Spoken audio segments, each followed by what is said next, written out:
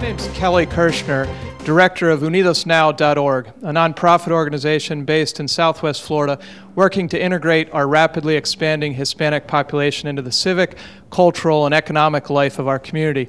Tonight, we're proud to host with METV a 2-hour English-Spanish special called Decisions 2012, Decisiones 2012. At this point, I'd like to invite a fellow immigrant and area businessman, Vicente Medina, to lead us in tonight's discussion. Thank you for joining us.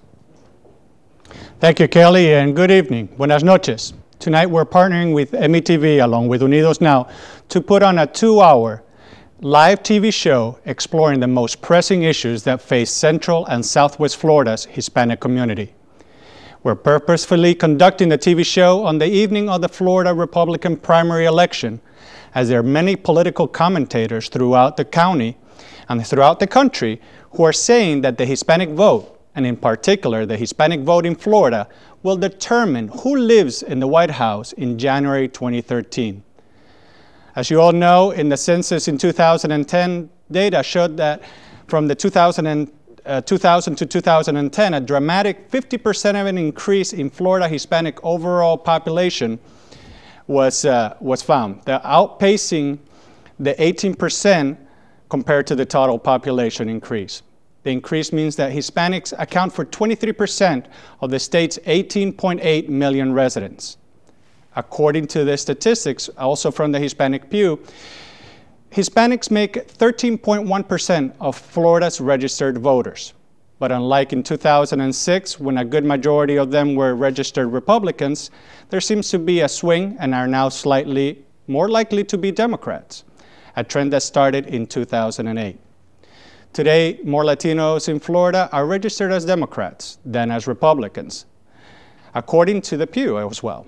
A recent article from the Washington Post concluded that Florida Latino Republican voters might give Romney a boost tonight. But given Florida Latinos flip to the Democrat side and the state's 457,000 additional Latino voters who consider themselves independent of the two parties, there is no easy way to predict a front-runner in either the primary or the November presidential election. For these, we thought it would be appropriate and interesting to talk about the issues that affect the Hispanic community in Southwest Florida and Central Florida in 2012. For that, we have assembled a great panel that will enlighten us and educate us on these issues. Our format today is very simple.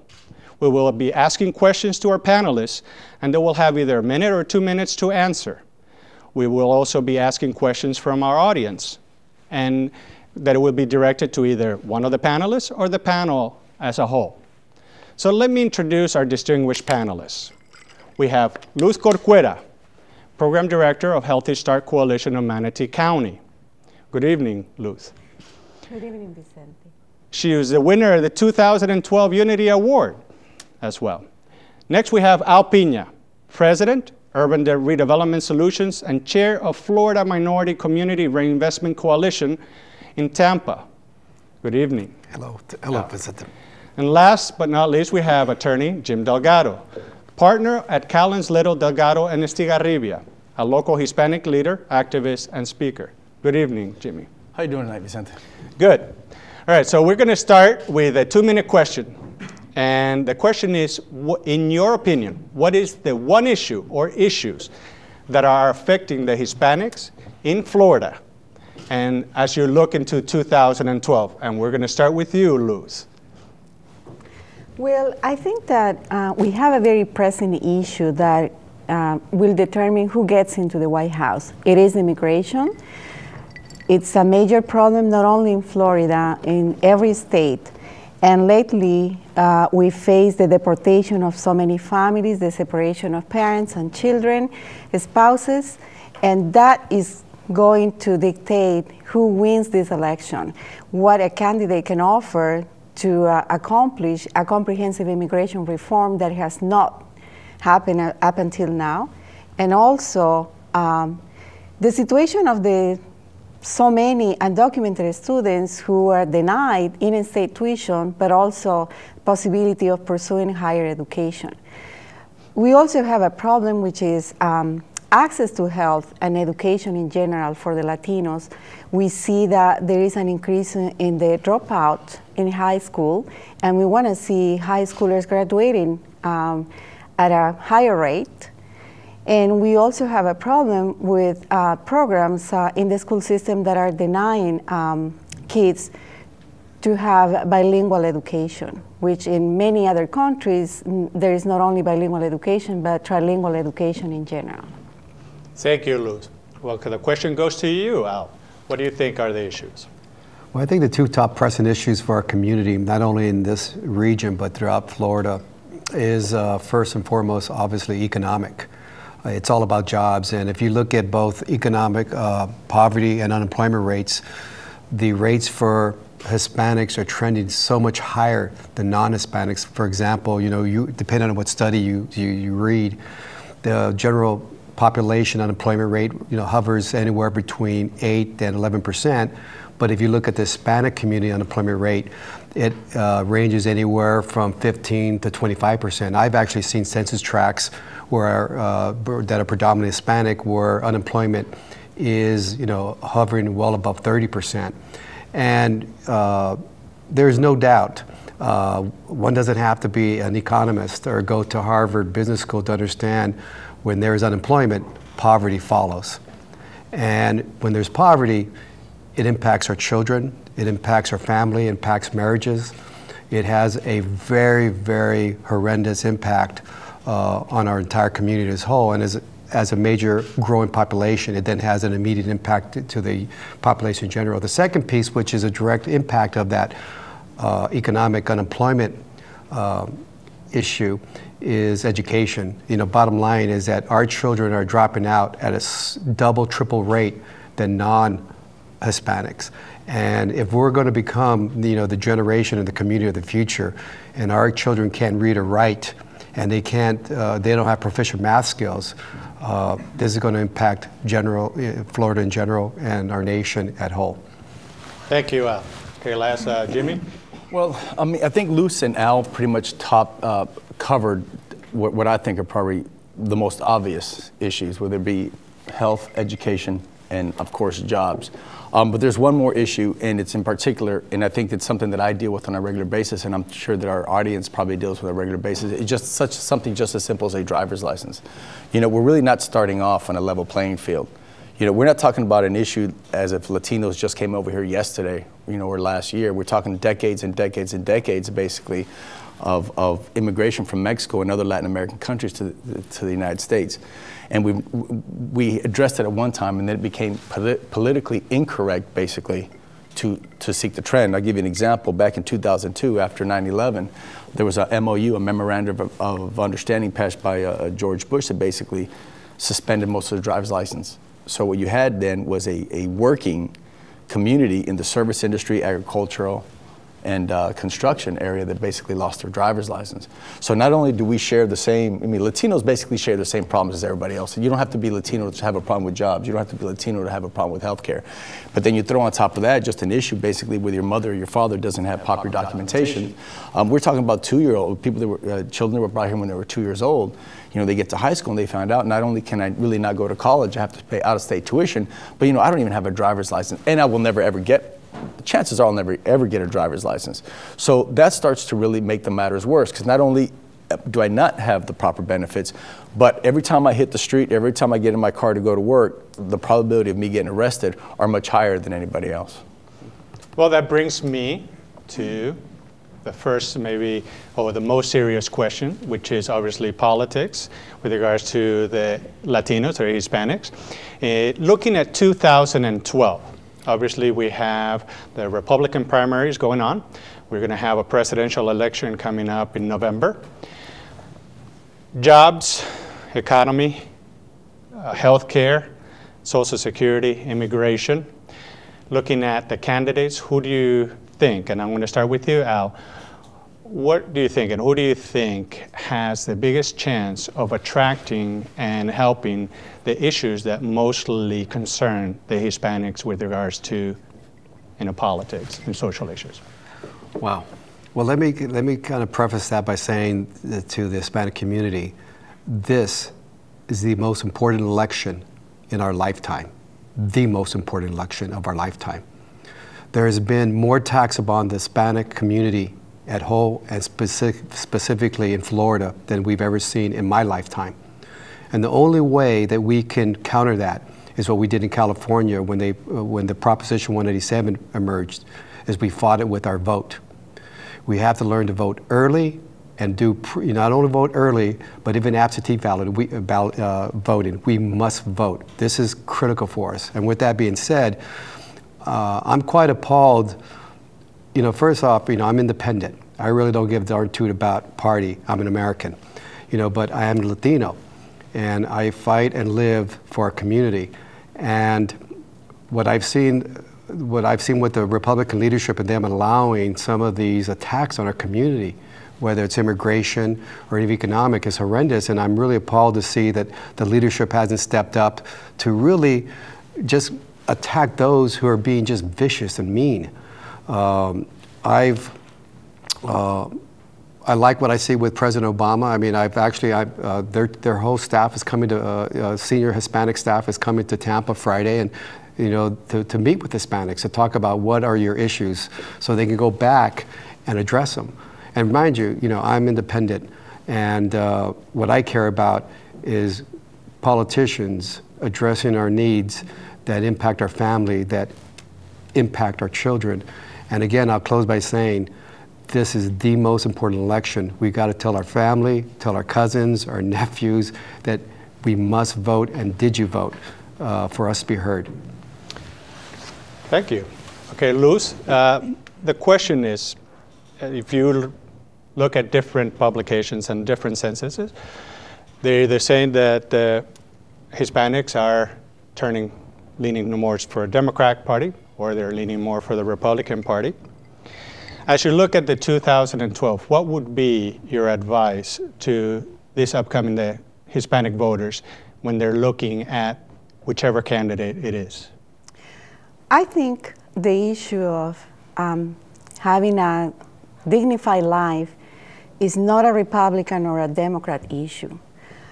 The fact that there are millions of people who are forced to live in the shadows, who are forced to not to use their name, who are afraid, and who contribute to the society every day. They worship, they shop. We never have two cashiers in a place that say, those who are documented are going to pay taxes over here, and those who are not going to pay taxes over here. And they are the ones who are sustaining Social Security. I think it's really unfair that the Republican candidates right now are using these racial undertones, and they're using all this language that hurts me as a Latina woman and hurts me for my fellow human beings. And I am actually very angry that there is no one in the administration who is stepping up and saying, we need to stop the level of hatred that it's happening right now. We need to stop calling people criminals, and we need to stop treating them like they are second-class citizens.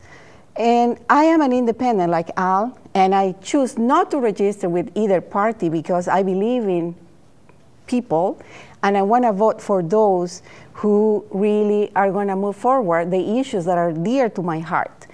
But I see that President Obama is working very hard. He had opposed the deportations or stopped them with a form of some prerogatives, and also that he had pushed for the DREAM Act constantly, and he's been very vocal about expressing his disappointment that this unfair situation of the many undocumented young people has not been resolved. And I think that it's time for the politicians to really think about what's best for our country. We are creating our future, and they need to really look at what's happening right now. Thank you, Luz. Jimmy, Hispanic gains in Central Florida have been greater than any other county statewide. Orange County and Osceola counties officially gained the census minority majority designation, which means that the minority groups are more than 50% of the county's population.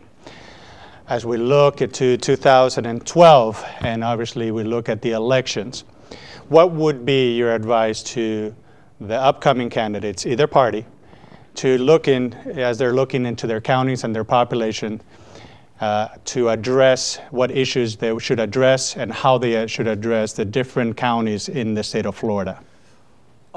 That's a good question and a little complicated, and I'm going to try to make this as simple as I can so that I can understand it. Basically, Florida is divided in three parts. You have north of the I-4 corridor, northern Florida, you have the I-4 corridor, and then you have southern Florida. Three very distinct, different ways of politicking. You have South Florida that historically has been conservative, Cuban Americans being conservative. The I-4 corridor is a little more complex, and I think that's the area you were talking about.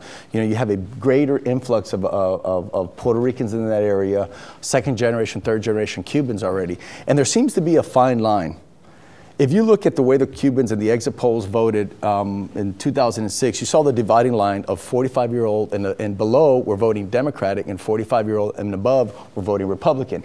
It's pretty obvious why. 45 at that time and older, they still remember the Fidel Castro, and they still were thinking about Kennedy, the Bay of Pigs, and there was a whole different thing about socialism and communism. 45-year-olds and below, they weren't going back to Cuba, their dream wasn't to go back to Cuba. Their dream was, well, what am I going to be now, and what's my future? And then the I-4 corridor, which is probably the most diverse area right now in Florida. You know, the purple zone is different, and the Panhandle is basically, you know, southern Georgia. So my advice to them was, you know, and I think this advice is being given. You know, I think Jeb Bush is giving them advice. You know, one of the things that, you know, you can beat the parties up and you can beat the parties up, but it's very obvious. George Bush the first, Herbert Walker, his campaign team started a long time ago, tried to garner the Hispanic vote. They saw the future. They saw that the Hispanic voter was not different from them, conservative, religious, and work. And even George W. thought the same thing. What happened is the party has went so far right, and not in terms of everything else, but it was the tone they took. They took a very negative tone. Instead of talking about the immigration issue and how we're going to fix it and having real dialogue like Luz was talking about, criminal, you know, drug dealer. And they started inventing facts that didn't exist. And so even people like my parents, who very conservative, very Republican, I think a lot of us come from very conservative households, they looked around and said, you know, my party just kicked me out. And I think that's the trend. And I think a lot of Hispanics now who used to be Republican, are we all saying we're independents? Because both parties aren't really doing much for us. The rhetoric is different and the tones are different. And I would advise them to take the tone down and maybe let's start handling like adults. Is it going to happen? I doubt it. Thank you. All right, we're going to go to our audience. We're going to ask a question from the audience. Do we have somebody from the audience that has a question for one of our panelists or our panel as a whole?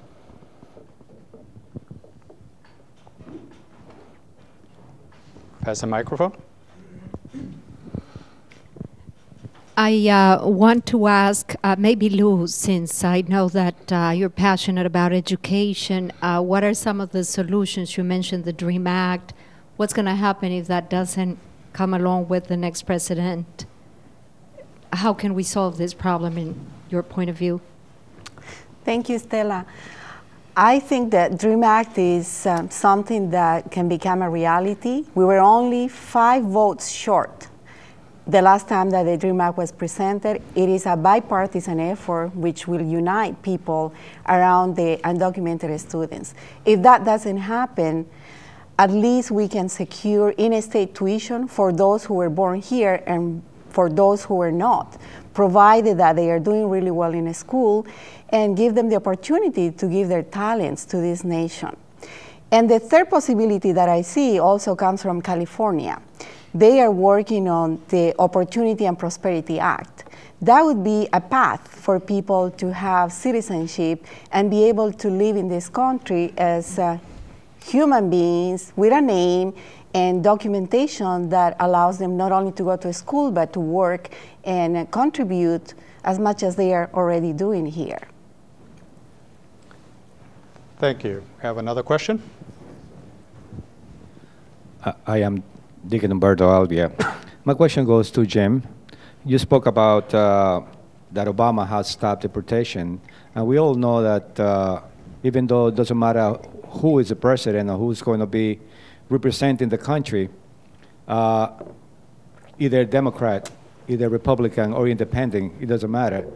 But whenever a law is given, the president says so, but the other ones underneath him does whatever they do.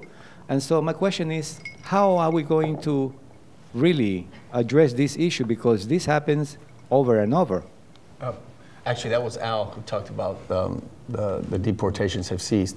But we can't be naive, you know. His first few years, I think President Obama deported more people than anybody else. So, I mean, you know, you got to be angry at both sides. How are we going to address it? You see, that is the question. But at the same time, we always talk about the effect and not the cause. You know, what we should be asking is what makes a person leave the country of their grandparents, their country, the country they love, travel 3,000 miles with a possibility of dying. The average cost is $3,000 to get to a country that doesn't love you and risk dying, being arrested. You know, that's what we're not asking is what causes somebody to leave their country? I would ask any American citizen, what would make you leave your country? And these are the people we want to deport. I'm thinking this person sacrificed all that to work. You know, we have a country that will do anything not to work. And they're coming in to work. But we, like I said, we're always talking about the effect of border enforcement, more money on the border. Our border enforcement, the money spent have tripled and quadrupled, and immigration still goes on. What, you know, that's the thing is we have to work in partnership with Mexico, Nicaragua, Guatemala in cooperation. Why are they coming here and how can we help them? You can go back to 1994 with NAFTA. Before NAFTA, there was 10 million microfarms in Mexico alone. I believe 2 years ago, they were down to 5 million microfarms and dropping significantly. These are agricultural workers. To sum it up, I had a client once told me, you know, my own country, Mexico, doesn't love me. The United States doesn't love me, yet I support the United States and I support Mexico. And I think that's something that we really have to, what is the effect? You know, that's a question I pose to everybody. What would make you leave your family and your country to go to a country that doesn't love you and will treat you like an animal, but will take your money? All right, well, that's a good segue to a question. We're talking about economics. Recently, the new director, the port director of Manatee and the past director of the Port of Manatee talked about how they've developed the port and how important it is to do business with the people in north or south from us, in particular South and Central America and the Caribbean. As we're looking into the economics, we're looking at jobs, we're looking at unemployment. And this question is for you, Al. In 60 seconds or less, can you tell us how important is it to do business with our neighbors, our countrymen, to create jobs in 2012? Yeah, real quick, I want to, in 2 seconds, regarding how do we answer the deportation, you know, it's real simple. How we answer that issue and any other issue that involves our community, vote. Our turnout of voters is so low, and they know it. We got to vote. Regarding economics and South America, absolutely. You know, we have to start doing more business with these countries that can create jobs over here because our competitors, we're in a global economy. You know, I always said I'm an ex-military man and I advocate that the future wars aren't going to be military, they're going to be economic. And China's doing business in South America. Even some of our enemies are doing business in South America, you know, and really expanding the import-export relationship, but we're not. And it's a shame because we have a lot of talent here that could be a conduit to these countries and provide investment over there, but also bring an opportunity for us to export product there, because the exporting of our products to their countries, I think, is the best solution to create jobs for our community. Well, good. So which brings me to my question to Luz. In looking at the Hispanic population and our area, in the area that you serve, what would your advice be to our local leaders and our local legislators and our local workforce to do with the Hispanic population? What would you recommend them to do? Whether we like it or not, we are looking at this minority to be the majority in the next 10 10, 15 years. So my advice would be make sure that they are all educated, especially the children, that they stay in school, they receive fair education, fair treatment. The parents right now are the ones who are doing the jobs that nobody really wants to do. And I want to talk about the farm worker population who is not fairly treated. We have a program at my agency, Healthy Start Manatee. It's a community health worker program, and these are women who have been farm workers previously, and they say that the conditions, the living conditions, are worse than they were 20 years ago. So that is not telling us very well about how our decision makers are creating the laws to protect them and to make sure that they not only give their work and live their youth and their lives here, but also that those children are being educated and treated fairly. Thank you. Vicente, you don't mind if I jump on that before you ask me the next question? Go ahead, Jimmy. One thing that, I'm sorry, but I think it's very important. I talk to a lot of kids. I'm invited by several teachers, and I go talk to students because I think they think it's always important, and I agree with them. It's always important to somebody that shares your last name and your background. You know, I'm a first generation Mexican American. I think Al too, and we have two former military people right here. My dad went to Vietnam for 18 months. He never touched a foot into the United States. But there is an ugly tone. I remember my son, he was 7 years old, and he was watching a news program. And within the first 10 seconds, they had attacked Mexicans. With a tear to his eye, my son turned to me and said, "Why do they hate us?" Now, that type of tone is generating hate. If we didn't learn anything from the civil rights movement with the way we treated African Americans, they're doing the same thing to Latinos. We're raising a generation of Mexican Americans, Latino Americans, whatever you want to call them, because I really don't care what you call us, you know, with some hate. The first question I hear for those kids is, they hate us, they're racist, I don't want anything to do with them. But that's not fair either. It's the tone. We're making people, they're taking these kids who are still in this young, you know, the brain is still forming, and they're already thinking they're subhuman. And that tone has to change. And I'm sorry, your question. Well, my question to you was going to be, obviously, you're very involved with some of the local business leaders, yeah. Some of the local small businessmen, yeah. And very involved with some of the workforce in the area. Obviously, the area is pretty large in the agriculture and service industry. Looking at 2012, do you foresee any change in our workforce, our Hispanic workforce in the southwest of Florida? Do you see any difference from what it has been in the past, or do you see any change towards the future? Very slow. We haven't had this type of problem within the Latino community since 1990, when we had a kind of a crash in 1990. I don't know how many of our audience members remember that. I think by looking out there, some of them were born in 1990. But we went through the same thing. The difference is it only lasted a couple of years. This one's lasted a long time. Obviously, that problem, though, was global. I mean, what the banks were doing, we're finding out, it wasn't necessarily us doing it. It was the banks in general. You know, it looks like every once in a while, for 2 or 3 months, there's an increase in cash on the streets. There's an increase in jobs, and then all of a sudden it rescinds. It's not really bouncing back. What the problem is, I'm not sure. But one thing I do know, we live in a service community. It is what it is: tourism, agricultural, and the service industry. You know, without tourists, service is hanging on. Construction is dying. You know, and until they get back up on their feet, or they cross-train, they find a different career field, I think we're going to have the same problem. Hispanic businesses, you remember a few years ago, they were the #1 growing business in Florida. The #1 growing business in Florida were Latino businesses. Who took the first hit? Latino businesses took the first hit. I mean, at one time, and this was 2 years ago, there was a vendor that sold leather products from Miami up to Jacksonville. 54 of his clients had dropped off the face of the earth. 54 clients. That's a lot.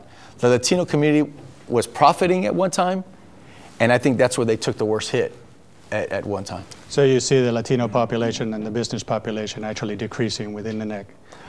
I don't know that the population will decrease. I'm just saying I think they're getting a little more innovative, and they're taking jobs maybe they wouldn't, and maybe they're taking less money than they wouldn't have taken before. And what's more important is these children. I mean, I can't stress how enough. It is time for us to get out of the fields. My thing is that's somebody else's turn. You know, it's always last in does all the dirty work. I think it's our turn. Our grandmothers and your parents suffered. Look at the marks on their skin. Look at the effect that toxins of pesticides have done on their skin, to their teeth, to their hair, and their sacrifice. I think it's our children's turn to not do that, and we have to go to school. Al said it. If we don't go to school, and we don't start getting educated, see, because we keep on talking about how they are going to help us or how they are going to change it. No. This is our problem. If we don't take responsibility as leaders, as the future leaders in that audience don't start taking responsibility of our future, nothing's going to change. Thank you, Jimmy. Sorry. Always good to have your emotional and your heartfelt responses. But let me move to the audience 40 minutes ago. For a couple more questions. Can we have a question from the audience? Hello, my name is Elizabeth Garcia. I think this question probably should go directly to Jimmy Delgado. It was regarding education and how teenagers need to rise up and defend this community.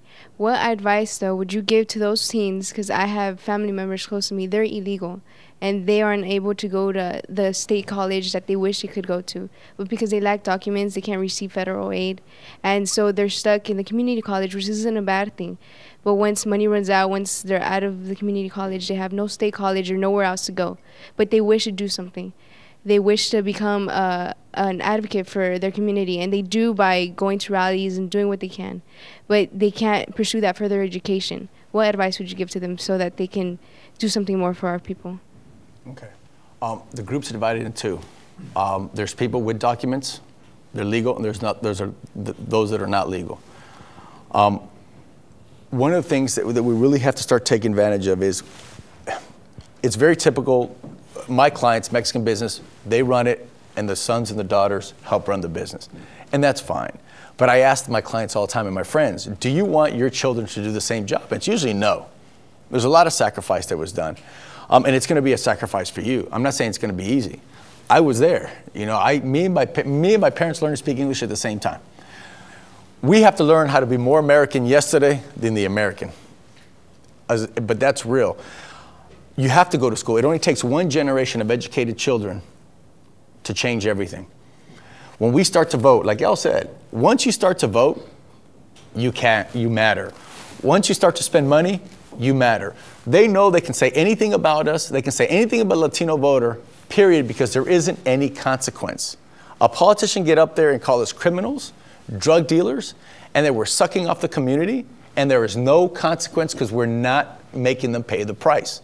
Turn around to your fellow students and ask them what they're doing. If they haven't dropped out by now, what are they doing? Are they selling drugs on the corner because they think that's all they have? Or are they going to school? And I think you, your brother, your whole family, I know you guys, I think you guys are fantastic. And I'm telling you, if anybody can learn from you, I could learn from you. You know, I think it's fantastic what you're doing. And I think if you present a positive role model and convince your friends, it's called crab in a barrel. We are our own worst enemy. You've heard this, oh, you're just trying to be white. You're trying to be white. No, I'm trying to speak English correctly, and I'm trying to be educated. And that should be your mantra. What is being Mexican? What is looking Mexican? That is BS. You want to be smart? You want to speak English? Take full advantage of education and learn how to speak English correctly and keep going forward. And it doesn't matter what they say, because they're always going to try to keep you down. If you present a positive role model, they will follow you. Thank you, Jimmy. Have another question? Yes, hi. I'm Kendra Muntz. I'm president of Sarasota Alliance for Fair Elections. So thrilled to be here. I hear Al saying over and over, vote. And this is what it's all about. If we can, what can we do to encourage every Latino to vote and get registered? I know that some people don't have computers, but online on the Manatee Supervisor of Elections website, you can download a registration form in both English and Spanish. Pick it up at any bank. What can we all do? We're up against super PACs, billions of dollars that is trying to suppress the vote in Florida and elsewhere. We need to, what can we do? We've got to get everybody to vote, and then Latinos will really be able to speak for and really have a word for everyone, all of us. You know, if I could take a shot at that, and that actually also addresses your question about education, which is paramount to the rising of our community and our country. The PATRIOT Act will take care of that, and we'll take care of the PATRIOT Act and ensure that that gets passed. It's because it's absurd. You know, here's a child that wants to go to school or the military, and it will enrich our country either way. but obviously, you know, there's a side that doesn't want that for, you know, various reasons. So the voting will take care of all that. And with regard to how and why, I just a couple of thoughts. Super PACs, you know, Godzilla PACs, whatever you want to call them. Listen, this country was founded by 12 people in a room against a mighty nation called England. 12 people changed the course of the world. It takes will. It takes will to do it. And to get out, you know, we don't need any more registered vote. We register in high numbers. We're just not voting in high numbers. And I think what we need to do is just grassroots, you know, form in Sarasota, form a league of Hispanic voting mechanism where you're really pushing for the next 9 months that they go out to vote, but also vote early or vote absentee ballot, because that's a problem when those lines are so long. Our people work, and that's one thing that we're pushing across the nation right now and across Florida. Vote early or vote absentee ballot. Okay, do any of the other panelists would like to? I just want to give you some hope to the young woman who spoke so eloquently. Tell your friends who are documented to tell their friends who are documented, who are able to vote, to one, continue to push for the DREAM Act and in-state tuition, and tell those who are not voting right now to register and start voting. And tell your friends not to ever give up, because whether you have to live here or not, or you move somewhere else, your knowledge will never be taken away from you. You know, as a one point to that, you know, I have the utmost of respect for the Jewish community, and I think, and I've actually wrote a dissertation on the Jewish assimilation model and saying that we should follow a lot of their ways, because they've been a really, you know, attacked as a community in general. Example, in Broward, the Jewish community represents only less than 25%, 20% of the population, but they represent over 60-70% of the vote. Their voter turnout is over 90%. And everybody in this state listens to them because of that. So in Sarasota, if you doubled and tripled your not voter registration, but your voting trend, Vern Buchanan, who voted against it, will vote for it. And proof of that well, Al alluded to earlier, I'm from out west, I'm from Texas, and I was living in California when Proposition 187. Proposition 187 was basically, they talk about English only in California. And at that time, basically the Latino population, which made up 1/3 of the state, was very silent. Yeah. For lack of a better, they were silent. We didn't vote. Yeah, no, they didn't vote. Nobody voted. When that came out, it united California like nobody would have ever believed. And the politics of California changed forever. And that whole state changed forever. You can't go to California, you know, the way you campaign in Idaho, in Iowa, you campaign like that in California, you're done. I was there when it happened. It was one of the most remarkable episodes in my life. I'll never forget this. That year, 187, I was in Sacramento, and I went to a Hispanic celebration, celebrating the turnout and our victory, because we won so many races, and we really, get this, I went to a party where both Hispanic Republican leaders and Democratic Hispanic leaders all came together for a night and celebrated. We drank beer, tequila. We had a good time. You know, next day we went outside and we battled, but the common point was our families and our community. Thank you very much. So we have another. Yes, my name is Jean Patterson, and I would like to perhaps give an answer to the question about how to get voters to vote. I'm very pleased to announce that Unitas Now, a division of that is ABC for Kids, stands for American Basic Civics. And we begin our very first classes tomorrow in 2 schools and after-school programs. The idea is that the children will receive complete study of civics for the United States. At the end of the 8-week course, they will be asked to either write an essay or give a speech of why it's important for my parents to vote. And the winner of that will receive a laptop computer. This program has been fully funded from donations from others. the idea is that the Hispanic, Latino children, many of the children in those after-school programs are the first Americans in our country.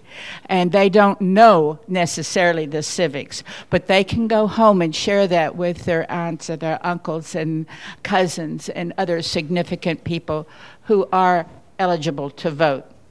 And that will inspire new leaders for our country. Well, that's actually very promising, which actually brings me to question regarding to health insurance. We know that 34% of the Hispanics in Florida are uninsured, and we talked about the health insurance, the health reform, Medicare reform, Social Security reform. In your opinion, and this is to all three candidates, please, if you take a minute and tell us how should we change, how should we view this important issue as we look at 2012 and the Hispanic population in Florida? You know, if I could start by saying, let me quote one of my hero when I grew up was Robert Kennedy. And he stated that we must battle those who lack the sensibility toward the suffering of others. Those who lack the sensibility of the suffering of others. I suffer from a disease that will one day kill me. And I know what lack of insurance does. I've seen people die because of lack of insurance. I've seen people who don't have medication because of lack of insurance. This isn't a Democratic issue, a Republican issue. This is a humanity issue. How in the heck can we allow anybody to suffer? There are those, you know, we are supposedly the greatest nation on the earth. So again, this is a very important, since our community lacks health care more than any other community in this state. You know, you just have to see one of your siblings or one of your relatives or friends suffer, and them not being able to go to a doctor and having to, you know, or to emergency room. You know, that should inspire you. And I hate to, I'll circle it back around. You know, there is a great battle right now. They call it the Obamacare. At least it was a step forward. At least it was a solution. It may not be the best solution, but it was a solution. And those who try to attack it, give me a break, they come up with a better solution. Just don't attack. My 5-year-old niece can have an opinion, but she doesn't have solutions. They act like 5-year-olds. This is an important issue. Seeing people suffer, I was there and I've seen people die because they didn't have health insurance. And it changes you forever. And people want to know sometimes why I'm so angry. You just see someone die because of something as simple as that.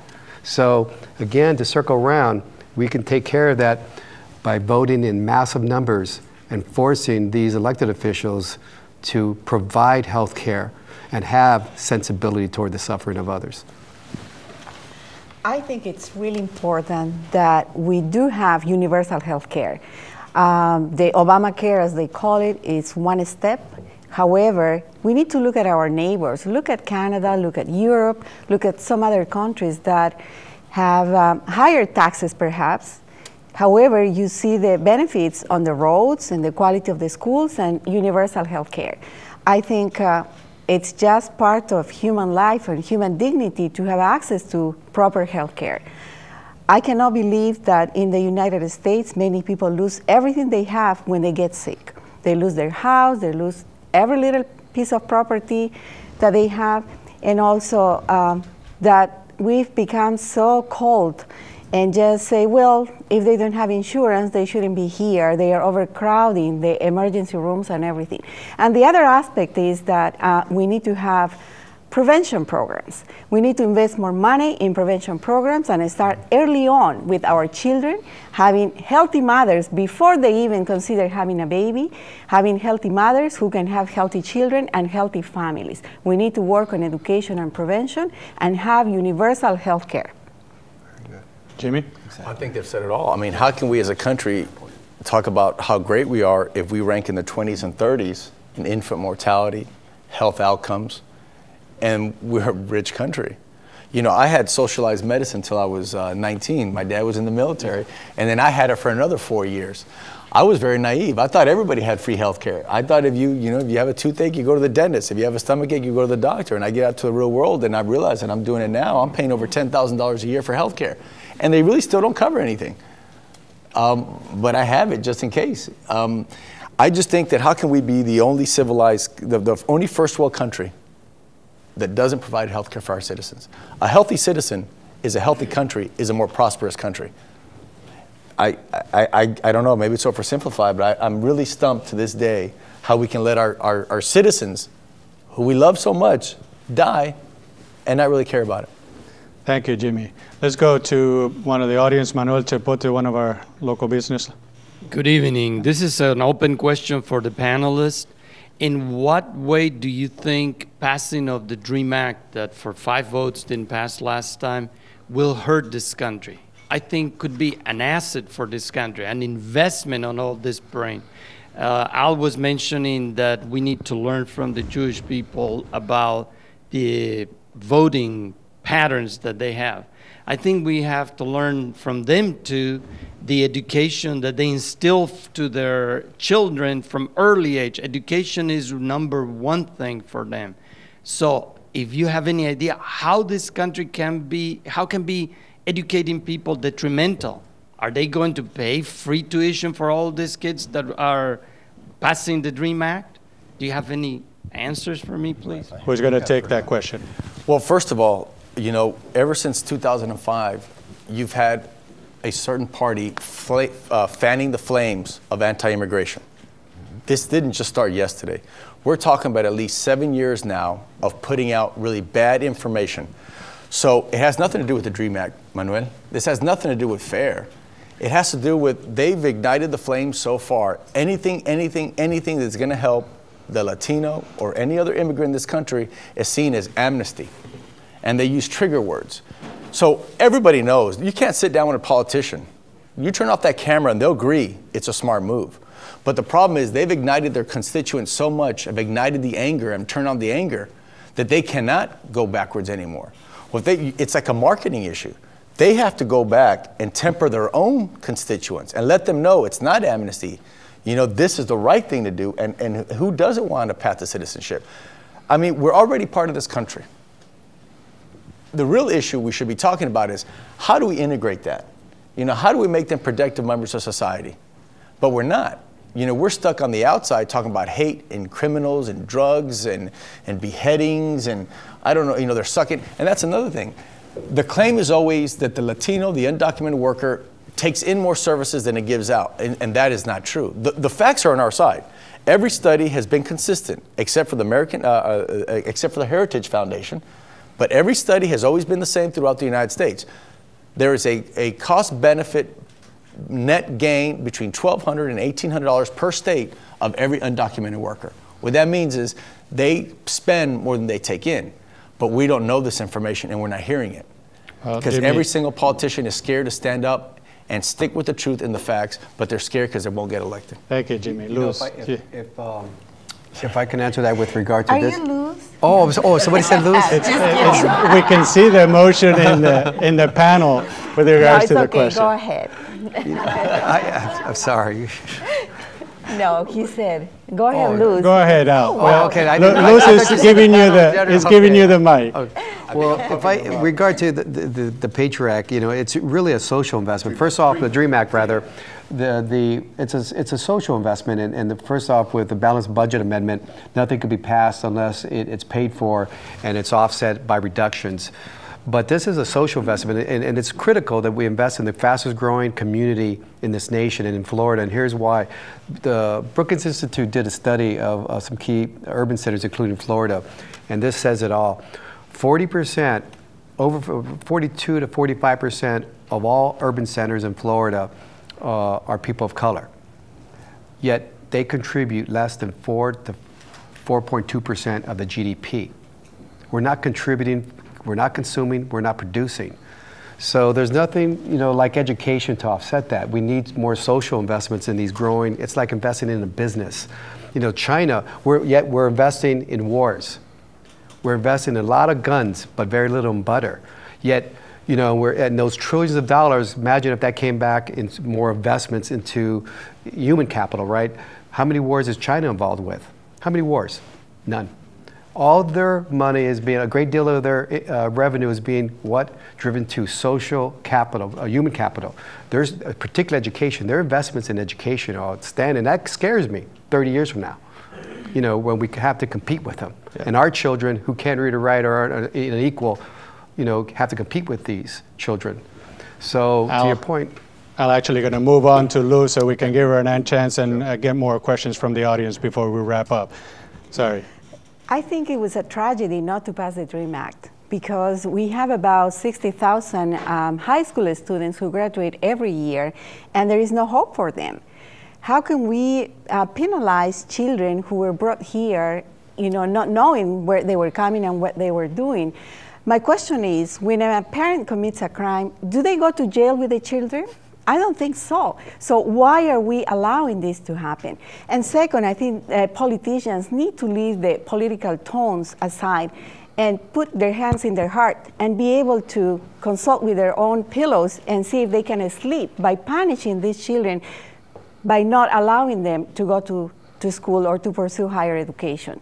And then there is the hypocrisy and the irony that when the kids are absent from a school, in high school, we call the police and we have these truancy programs, and when they work so hard, they get extremely high GPAs, because I know very talented, possibly those two kids are very studious and you have really high GPAs. I know wonderful students who have 5.4 GPA. They are not allowed to go to take the SATs. They are not allowed to register in college. So we tell them that they need to stay in a school. However, when they finish high school, there is no hope for them. And we are creating a society that is traumatized by this experience. They are exhibiting so many problems and also higher rates of suicides because of this issue.